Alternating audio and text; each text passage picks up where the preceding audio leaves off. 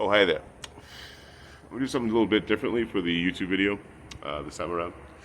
I'm gonna explain exactly what I did. I'm still trying to learn the video editing software and stuff like that. So as I learn that, that's gonna be a learning curve.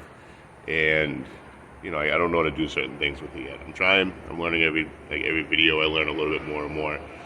And thank you all for being patient. I appreciate that. I'm gonna start from the beginning of Louisiana. My time here.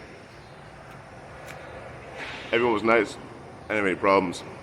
I say that even though the cops called on me about an hour ago and had to show the ID and all that and sort that out. Sorry for all this. This isn't even acting. The mosquitoes out here are ferocious. But I've had a good time here. Like I said, I'm starting from the beginning. I grabbed the Greyhound and ended up in downtown Louisiana. And within minutes of stepping foot, there's people trying to offer me food and water and stuff like that, which is nice. And I'm not gonna lie, I grabbed the hot meal out of a church. It's a damn good meal. The food down here is exquisite. So I spent a few days, we got here on a Friday, and I spent a few days just getting everything together.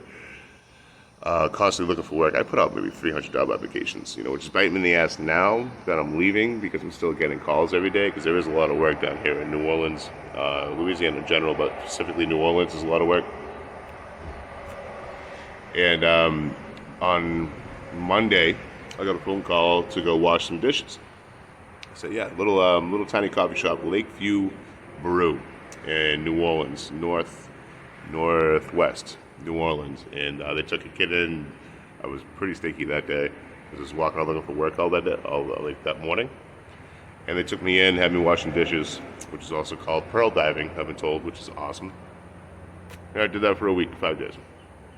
Got a paycheck, and I was actually sleeping by the tracks near where where I'm going to be grabbing my next train, and it just called to me. I just had to go. I had 2 days off, and I'm like, I can't stay, sorry. So 5 days just hanging out with locals. Everyone was super nice to me. People offered me places to stay.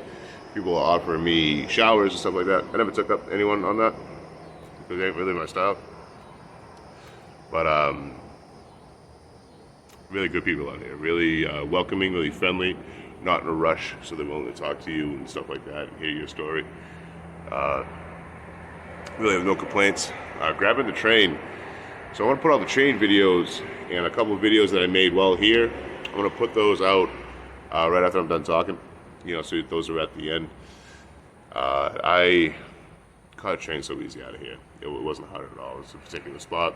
I went and checked, and within 2 nights, I kind of knew that spot was there from working nearby it, and kind of like Granite came up, which is a grainer train with like a big lip on the side going all the way around, so you can kind of tuck into it a little bit. That's my next train. If you can hear that noise, you can hear that whistle. That's my next train. But it came right up within my second night waiting for it.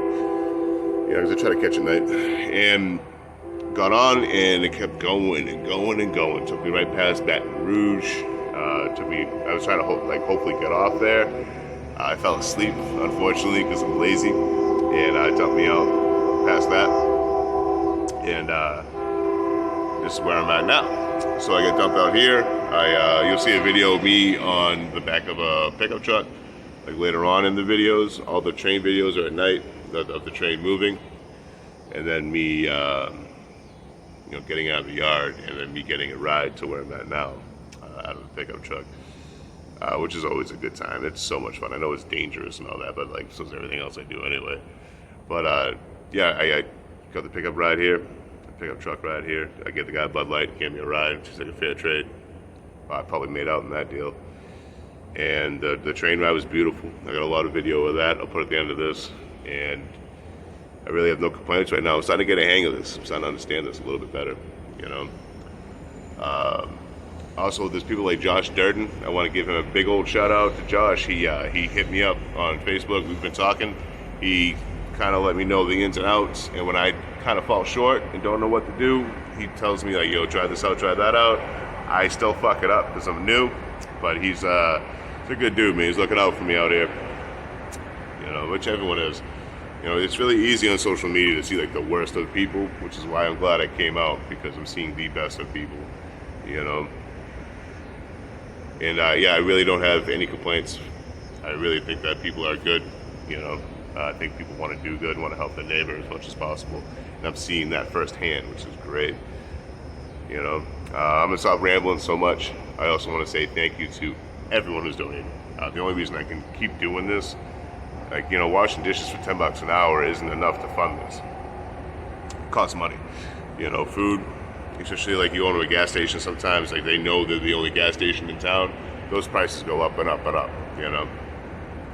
Like, I got a coffee the other day, a Starbucks little double shot coffee, like little baby guys, and it was like $4.50. Now I'm already in line and, you know, wanted the coffee, so I got it, but I regret it immediately.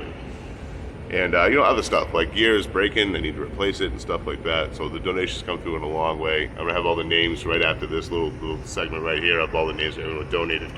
And if everyone who donated, this beer is from you, and I appreciate that. It's the only reason I can have it.